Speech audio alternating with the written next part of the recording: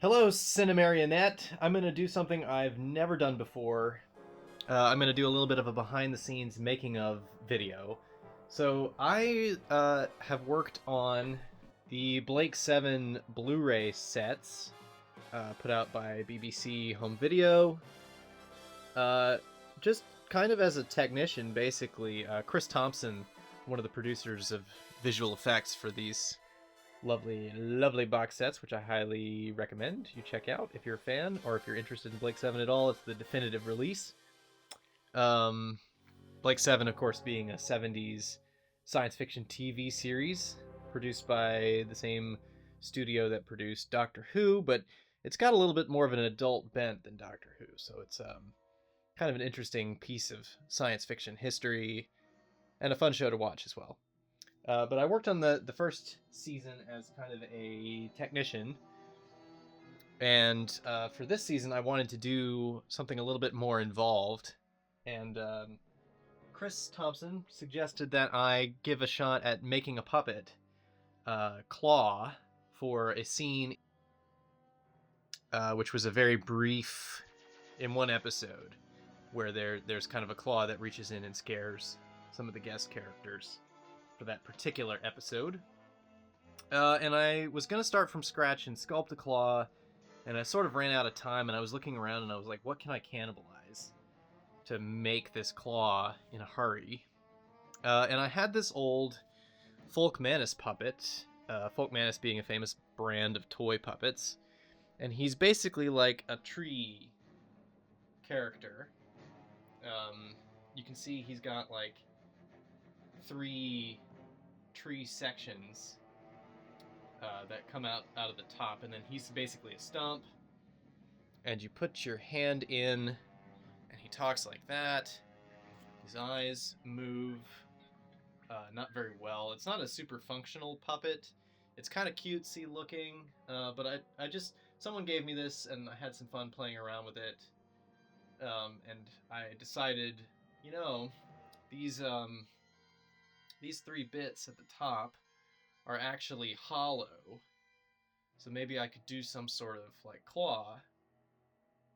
So my plan here is to kind of yank out the eyes, cut off the arms, and of course the tags and whatnot, and kind of like tape all this down and make it more of a claw situation. And then I'm going to coat this in a skin of some sort. And I'm kind of experimenting with how I'm going to do that. Ordinarily, what you would do is you would take this and cast it in plaster, and then fill the plaster mold, or do a positive of some sort, whether that was sculpting this in clay or whatever. But there's just too many undercuts, and I don't have a lot of materials or time. So I'm just going to give it a try with a different method, kind of making it up as I go. We'll see how it turns out. But I figured I would document the process this time around, just to see what it's like. So yeah, let's get started. Welcome to my messy desk. Things are always extremely chaotic here. Just gonna start by cutting off some tags. These are really nicely made puppets. I highly recommend them if you're just looking for like fun stuff to play around with. Particularly some of their bird puppets, like their crow and whatnot, are really great.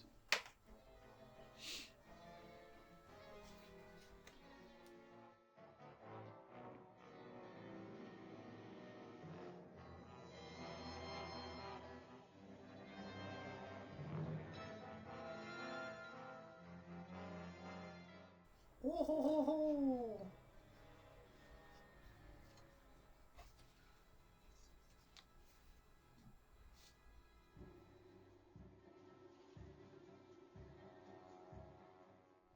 So I'm thinking, because I'm in such a hurry, rather than cut off his little arms, I think I am going to just leave them, especially since I'm not doing molding and casting. it's not going to matter a whole bunch if there's a ton of undercuts. At least that's the theory that I'm working with.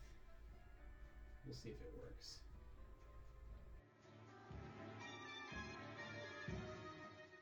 I think I will have to seal up and sew. It's kind of hard to tell, but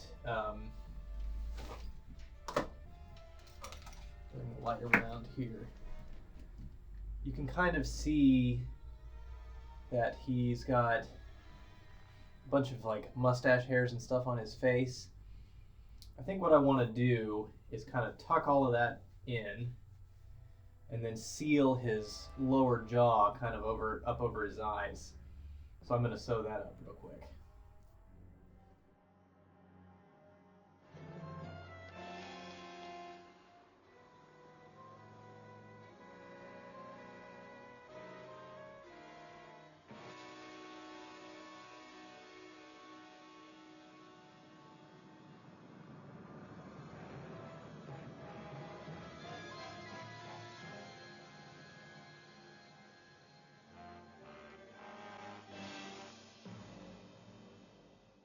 Right, so that is super rough. I've just closed his jaw and just checking to make sure I haven't cut off too much space so I can still get in there to do the claw bits. So you can see already it's starting to look more like a claw and less like what it was to start with. So the next step is I'm going to cut off these leaves and then I'm going to coat this whole thing in something to kind of absorb some of the texture and hide some of the seams and stuff, both what I've just sewed and what was there from the factory. So I'm going to kind of hide that and also hide this texture and kind of smooth it all out by just using kind of a coat of, some various clear coat items and see. I'm going to try a few different things and see what works.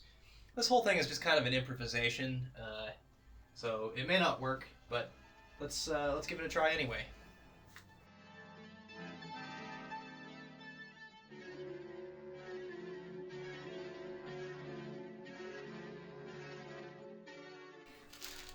This is my old friend PVA glue. I love PVA glue. It's such a simple material and people kind of look down on it.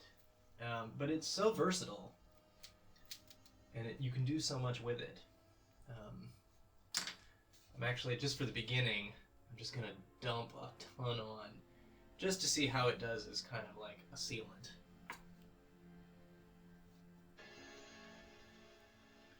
Because basically what I'm going to do is I'm going to put some latex on top of this to act as skin. And I don't want it to, like latex, the latex could soak into the foam or to the fabric. And I don't really want that. I kind of want the latex to sit on top a bit more like skin.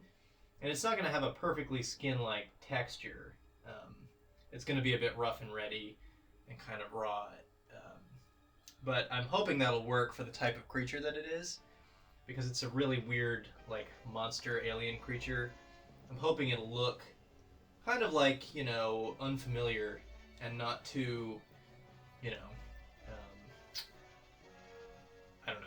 We'll see. We'll see how it turns out. In case you can't tell, I'm really making this up as I go. I'm just kind of experimenting to see how it turns out, and I'm really curious what the end result is going to be. I wasn't able to find any like YouTube videos or anything to kind of explain what I was thinking in my head. So there could be a good reason for that, i.e., this is totally daft. What I'm thinking is going to happen. But maybe not, maybe not. And I suspect, too, I'll probably have to do a couple coats of this stuff before I start getting the kind of solid, crunchy exterior that's really going to be solid for me to put latex on top of. And the nice thing about PVA and other non-toxic materials is that you can just work with your hands, which I really like. I really like to get good contact with the stuff that I'm making or working with. And you can kind of see it's got that really ridgy look to it. I want to kind of get rid of that as much as possible and kind of smooth all that down so that it's not so porous.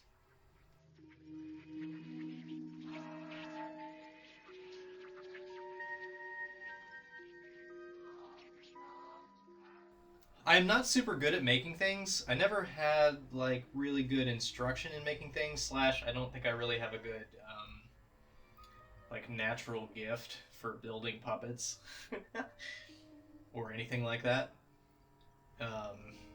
So I've always had to just kind of make things up in ways that make sense to me.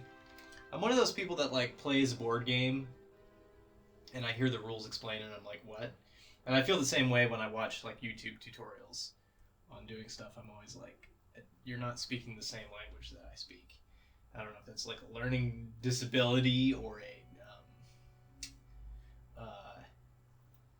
just a different learning style that I don't learn in the same way that people present information in YouTube tutorials most of the time.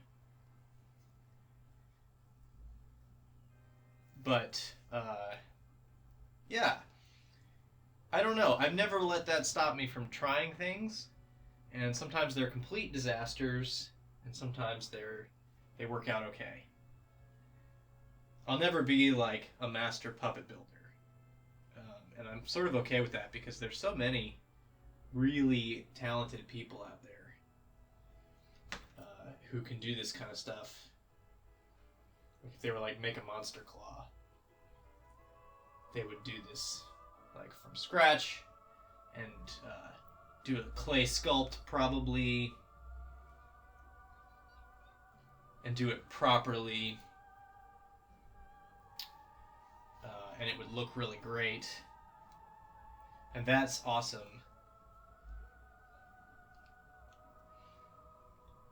I'm gonna lose some of the flexibility, which is fine. I don't really mind losing some flexibility. As far as like the fabric is gonna stiffen, that's okay for what the application of this one shot where it just kind of comes into frame for a second.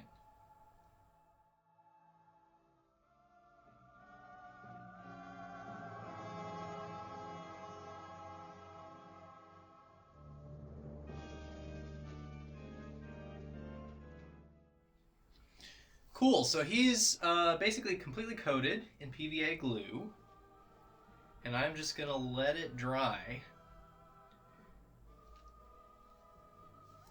and see what happens. Hopefully I'll still be able to get a little bit of a range of motion out of his claws there.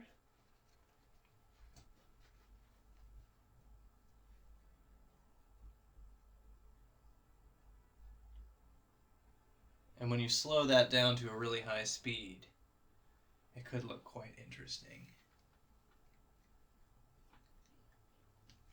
So I'm going to let that dry and come back to it in a little while.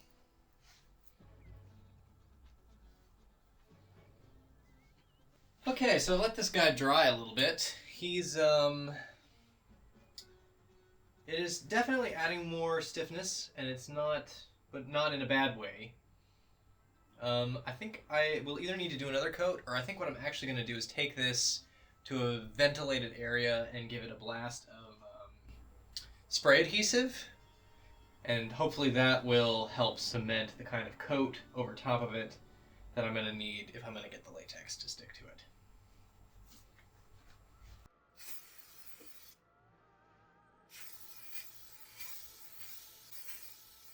Cool, so that turned out way different than how I expected. This is not a name brand spray adhesive, it's just a kind of knockoff that I found at a discount store. And it's sprayed in like cobwebs. So it's created a really interesting effect that adds some texture. I'm actually not mad about it, to be honest with you. I think once we put the latex over top of that, that could look really nice. But yeah, time will tell. Um, Definitely an unexpected turn of events, but that's what happens when you're making it up as you go. Okay, so what I've done here is put a layer of a coat of spray glue over it. And as I said before, the spray coating actually gave me like a lot of webbing that I didn't expect, because this is a different brand of spray glue than I've used previously. But I'm pretty happy with how that's turned out. I'm going to go ahead and add some detail with hot glue to kind of add like what I hope will look like veins kind of along the ridges and the bumps to kind of hide the seams and fill in those cracks, but also to give it kind of, I want it to have like a kind of spidery, veiny feel to it. So I'm going to go ahead and add that now with hot glue. But first, our glue gun has to get good and hot.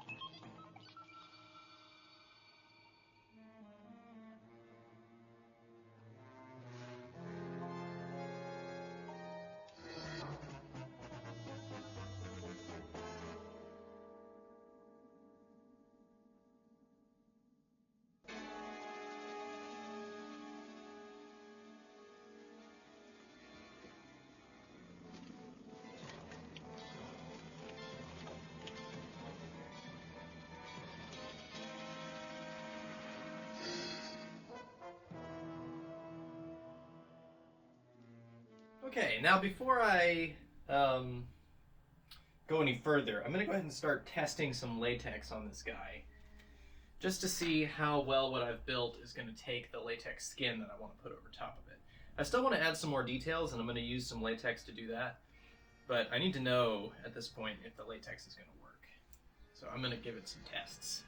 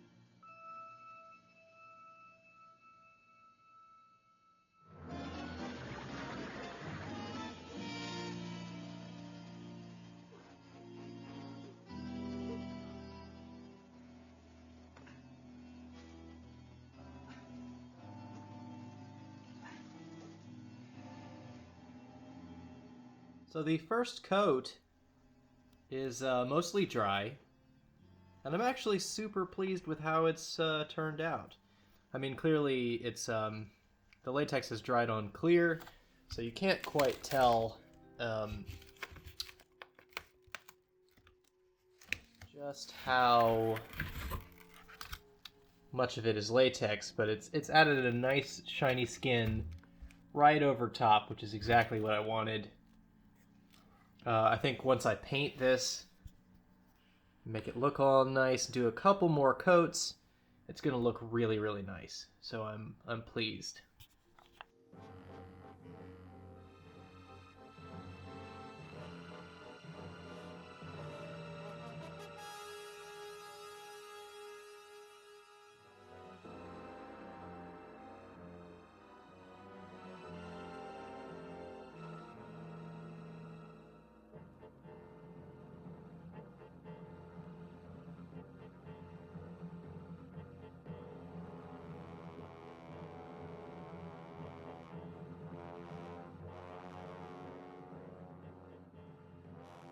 Keep a little bit of ventilation going and turn the fan on, hopefully without losing any of these.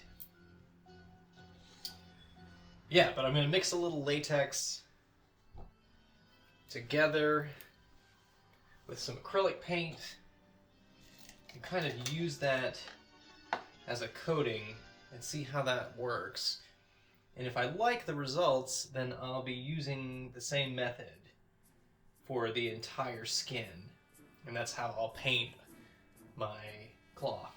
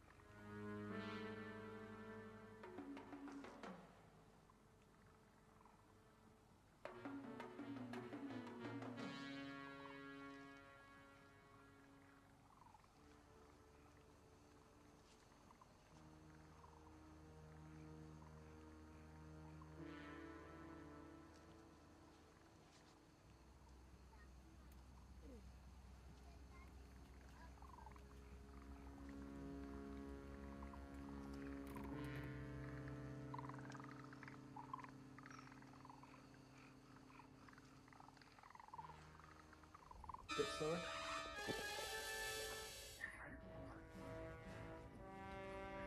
That top little guy, like the big one, try and push it out as far as it can. Push it out more? Yeah, like give it